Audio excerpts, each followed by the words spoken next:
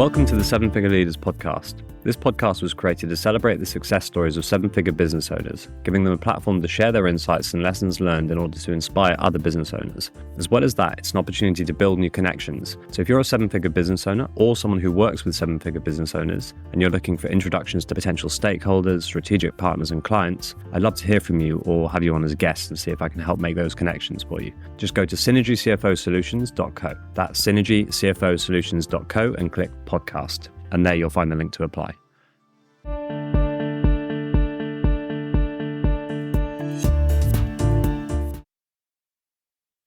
Welcome. And today we've got Liam Corcoran, a coach for tech businesses doing about 1 to 10 million in annual recurring revenue.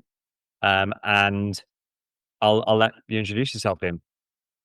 Thanks very much. So I'm Liam Corcoran. I help founders of 1 to 10 million businesses, mainly in AI, Web3 and SaaS. So I help them to scale without burning out. And I use a framework which is called Clarity OS.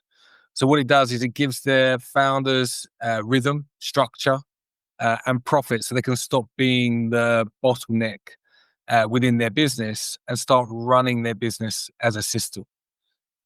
But I also invest in and acquire businesses as well.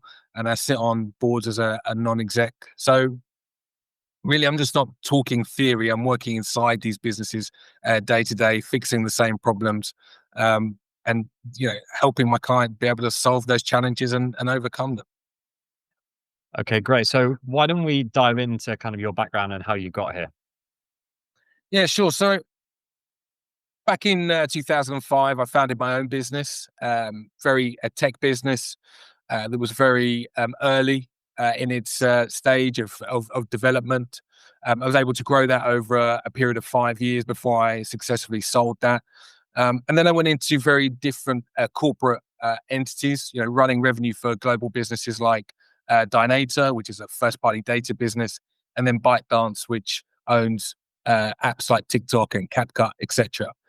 And I think what I saw was that it didn't really matter whether it was a $60 billion company or a $300 million company or a £1 million pound founder. The problems were very much the same.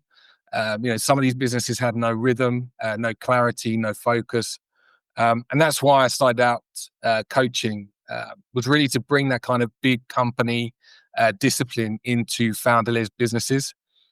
And I do that as well alongside the ones that I invest in and acquire, even my own e-commerce store as well. So I'm constantly kind of looking at how I can solve the same problems in my own ventures that I'm helping to solve within the businesses that I coach as well.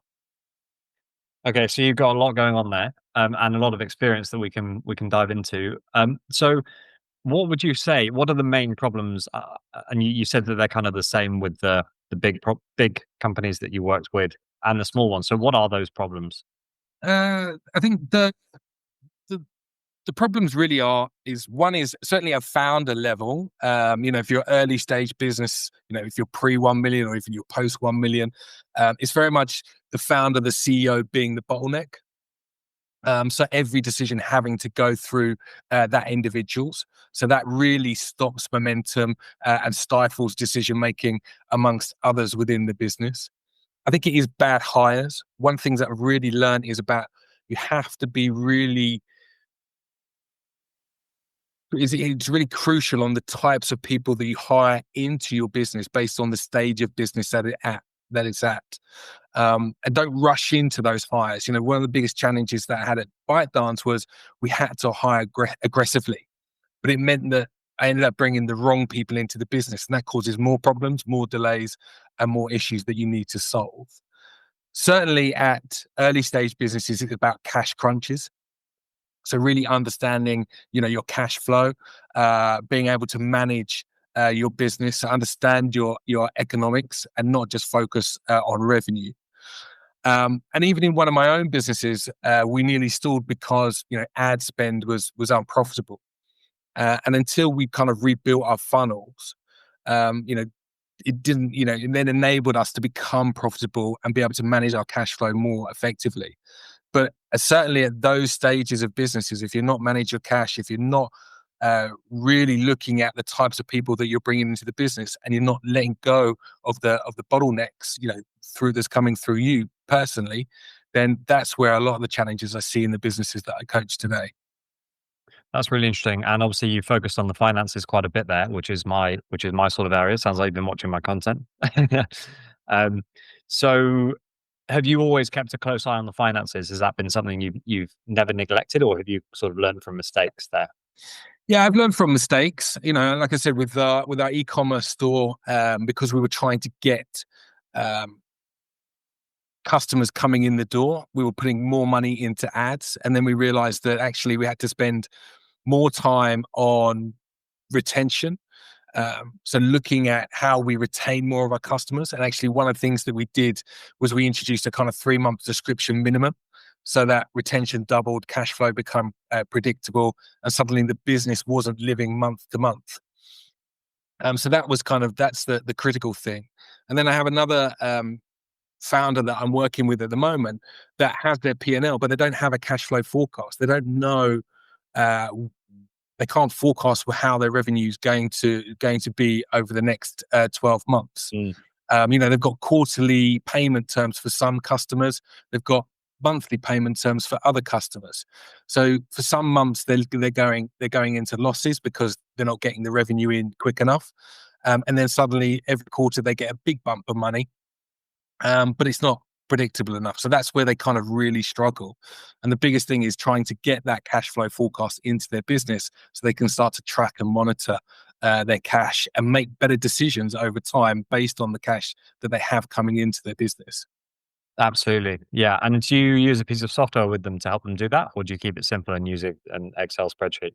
No, I keep it simple. Excel spreadsheet. I know there's a lot of tools out there nowadays. So to the accounting software products that are out there, you can start to build out your own cash flow forecast, knowing what money is in the bank at the start of the month and what is in the bank at the end of the month, and being able to track your spend across the course of that month. So I know there is software out there, but I do like to kind of keep it simple to start with. I'm actually the same as you with most of my clients. There's no point using a fancy software if the data that it's feeding from is not entirely up to date. So, I tend to keep it quite simple as well. And then what it also does when you keep it manual is it forces the business owner to look at the numbers rather than just looking at the output and assuming the output's correct. I think that's a very good point, because a lot of these systems mean that it's they can easily forget it and not keep an eye on it. But if you're doing it manually, then it means you have an understanding of exactly what is coming into the business and what is going out, so you can track it, and then you can start to review and see, are these critical spends for our business? Like, am I spending too much on tech products, on subscriptions? They're actually adding no value and driving money to the bottom line. Exactly. So let's dive into another problem or two that you tend to focus on with your clients. So let's focus on, say, the 1 to 10 million range. Yeah. You mentioned a few of kind of the problems that they face, and like, what do you do to help them, let's say, get out of their own way or to make better hires? Are they typically on kind of the journey towards an exit, or are they just trying to grow and scale their business and the exit's not really in sight? Yeah, I think, so the problems that I solve for them really is that founders become like the bottleneck. So every decision runs through them. So one is about building a structure around them that means that decisions can be made by the leadership team within their business. But to do that, you really need to understand, what their clear purpose is, what they're trying to achieve, how they add value, and what problem they're trying to solve for the customers that they are serving. It's then about understanding what is the structure they need to have in that business, the right people within the right roles that have the knowledge and experience to make the decisions based on, the purpose that they're trying to achieve, but also the feedback that they're getting from their customers as well. Sometimes the great products stall because there's no commercialization engine. These tech companies, they build great products, but they don't necessarily know how to then commercialize those products. So it is about helping them to be able to clearly define what problem that product is aiming to solve, how it adds value, who they're aiming to reach. And by getting that kind of clear messaging out there and then building that kind of top of the funnel um, uh, rhythm so that they're targeting the right customers with the right messaging, getting right people into the funnel. They can start to really analyze, are these the right types of customers that I can serve, so they can have good quality leads coming in, which they then convert into customers. So it is about building that rhythm, trying to build that kind of discipline within the business, start to having that structure, having the right processes in place, which means that when the founder starts to remove themselves from that business, it starts to run as it's meant to. They're no longer having to be in the day to day, and they could focus mainly on the strategy and the future direction of the business. Definitely. And so you're helping on that scale up phase. And then do you help on the exit side of things as well? Yeah, on the exit. So through another business that I run, Aquarix Ventures, we help companies be able to get investment, so to move up the various stages of business. So they might have got to 1 million, they might go to 5 million, but they're looking for their next tranche of investment. And we've got a network of various different investors that are looking for these types of businesses to invest in, and we help to position them and the most effective way to get access to that investment. And then at the other stage is, okay, they've got to that point, they've got their business, say, to 10 million, for example. It's extremely profitable. It's running smoothly. They've got the right people in place. And now they're either looking for three things: is, can I exit it? Am I looking to emerge, or am I looking to acquire other businesses? And we help them at that stage to be able to understand what is the right direction for them to go in based on what they want as an individual, but also what's in the best interest of the business as well. Definitely. Yeah. And that's probably where we overlap a bit as well. So and when they're at that stage, you help them get ready for exit, presumably, and then help them actually go through the exit itself. Yeah, so I try and help them to make themselves, position themselves in the best possible light. Yeah. You're having to sell your business, so you want, it's no different than selling a house. You make the house look as presentable as you possibly can to get the highest value, get the highest offer coming in for it. So you want to be able to demonstrate, the value and the potential that the business has. But every founder, every CEO of a business, every shareholder or investor within that business, they want different things. So it's really trying to understand exactly what is the best path for them to go down based on what they want, and then trying to, because you don't know what any decision, it could be, we take more investment, we could sell it, we could merge, we could acquire, and all of those decisions could go wrong, or they could be the best decisions for the business. You just don't know. But it's making sure that they're clear on exactly what they want to achieve and trying to drive them down that path and get them the best result possible. Mm-hmm. Do you have any examples of any decisions you've made that didn't turn out to be quite good for yourself that you learned from? I think from a personal perspective, I think ByteDance, when I worked at ByteDance, because it was such a fast moving business, and I went into that business where it's obviously Chinese owned. It has a different culture, a different way of working from, say, a traditional US business. The biggest challenge there was, like I was talking earlier about, is hiring aggressively. So some of the mistakes that I made very much in the early days were just trying to achieve a number of people within the business rather than bringing the right people into the business. And that's where I soon learned that it wasn't just about looking at CVs, but really, truly delving into the individual and understanding their characteristics. Do they have the right characteristics to be able to work at this pace of organization, this type of organization, and to be able to execute and to achieve the results that we're looking to achieve? I think the other challenge is because at that stage I was launching 9 different products all at the same time. So it's, Chinese model is throw as many products into the market, see which sticks. Those that start to generate initial revenue, double down on them, and then put resources behind them. So it's really then deciding which of those products are the best products that you could be launching into the market, because you had a whole host of different products that you could be taking to market. But what do you think has got the best chance to be able to work and generate the revenue that was required? So that was a huge challenge in making that decision, because there are products that you left on the shelf that you didn't put into the market that actually now are doing a lot better than some of the products that I put into the market. So, but that's, sometimes you just have to test and learn and refine and review what you do all the time, and make sure that you're constantly analyzing the way you work, what you're trying to achieve. But if you do have to make decisions, make them quickly, and don't dwell on making a decision or refuse to make a decision. And then it's just about how, I think in organizations like that, it's really how you manage up and how you communicate effectively amongst investors, shareholders, and senior leadership teams, so that it gives you the time and the space to be able to achieve what you need to achieve in your own role. Yeah, that's you said a lot of interesting things there.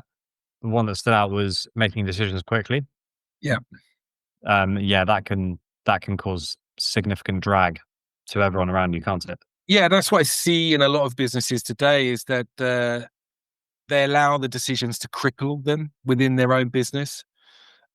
What I tend to say is, a lot of CEOs, founders, they have a gut feel. That's great, and you should go with your gut feel. But the key thing is then to back it up with data, and which is why data is critical to any business, because the data will pretty much tell you where the problems are, where the bottlenecks are within the business, and what is a priority that you need to solve, first. So, for example, if your customers are churning at a high rate, the data will tell you that, and that's that thing that you need to focus more of your time and attention on. So it's good to go with your gut feel, but back it up with data, because you should have an idea within your business. Okay, this is going wrong. I've got a feeling this is going wrong, and the data is telling me it's going wrong. Then it enables you to make better decisions, but more effective decisions. But it also means is that don't sit on those decisions, actually make them. And if Yeah. it's wrong, it's wrong, but at least you've made it, at least you've learned from it, and then you can analyze it again and then make another decision, which hopefully drives you in the direction, for a more successful outcome. Absolutely. And so what are your plans for, let's say, the next year and next few years, really? Are you looking to get more clients in that 1 to 10 million space that you can support? Or you Yes. more? Yeah. So I think that 1 to 10 million is my sweet spot, because it's building those foundations, and it's getting the systems and processes and the rhythms in place that enable these founders to be able to scale past that revenue number, and beyond. So really, I'm scaling my Clarity OS framework, so to reach more founders who want to grow, and not losing their life in the process. With acquiring ventures, we're buying and investing in businesses in that same range. So usually where the founders have hit a ceiling and want to step back, or they have built a business for the last 30 years and now want to retire, but there's no um, succession plan in place. And then really just keep building my own portfolio. But the bigger plan is to really help thousands of or hundreds of founders really scale with clarity, rhythm, and profit. And the Clarity OS thing that you mentioned, is that your IP or is that another one that you've kind of... Yes, it's my IP, so it's really putting together all of the aspects that I have learnt, that I have experienced across my 20 years of building and scaling companies, whether it's my own business, whether it's within scaling startups within corporate entities. I kind of call those kind of quasi startups, because you have all the freedom and flexibility around hiring, sales, product, etc. But when it comes to HR, legal, and finance, obviously there's red tape, and you're reporting into the corporate structure. But you still see those as startup businesses, because you're still going to the CFO, the CEO, the big corporations, and asking for investments. So they behave very much like an investor. So what I've done is I've built Clarity OS really around all of the key areas that I feel are critical in helping to scale and to grow the businesses that I've been involved in, but also other people's businesses that they're trying to launch and grow at the same time. Brilliant. And you work with clients on a kind of ongoing monthly engagement. You meet with them once, twice a month or whatever. Yeah, so it really depends on where they are within their business. So, for example, I have clients at the moment that I work on a monthly basis. So that's a monthly rolling contract, as long as I'm still delivering value and outcomes. Other clients, I might go in on a 6-month basis because there's lots of work that needs to be done to get them to a stage where gives them that foundation where they can go into phase 2 around scaling and starting to really drive the business forward. So it really depends on what the needs and requirements are of that business. And then we can tailor it accordingly to meet those needs and hopefully, like I said, provide the value and the outcome that they're looking for. Yeah. Okay. Brilliant. And so for anyone who wants to get in touch with you, who's heard you talking today and thinks, yeah, I'm a tech business owner in that category, I need Liam's help. Best way to contact you, we'll put your LinkedIn profile in the show notes. Anything else you want to kind of give away or anything like that? Yeah, so they can connect with me on LinkedIn or they can message me at liam.corcoran@acquirexventures.com and provide that email address as well so that I have access to it. So really, I just want to meet ambitious founders in AI, Web3 or SaaS businesses who, hit a ceiling, know they need clarity and rhythm to scale. And also, I want to meet investors who want operator partners who can actually grow portfolio companies and not just fund them. Brilliant. Okay, Liam. Well, pleasure to have you on as a guest. Thank you for sharing all of those insights. And for anyone who's listened to this and wants to get in touch with Liam, by all means do so. Thanks very much. Cheers, Tom. Thanks for listening. As I mentioned at the beginning of the episode, this podcast was created to celebrate the success stories of 7-figure business owners, giving them a platform to share their insights and lessons learned in order to inspire other business owners. As well as that, it's an opportunity to build new connections.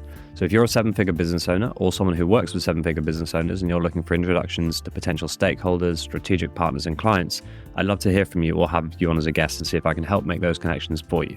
Just go to synergycfosolutions.co. That's synergycfosolutions.co and click podcast. On that page, you'll find the link to apply.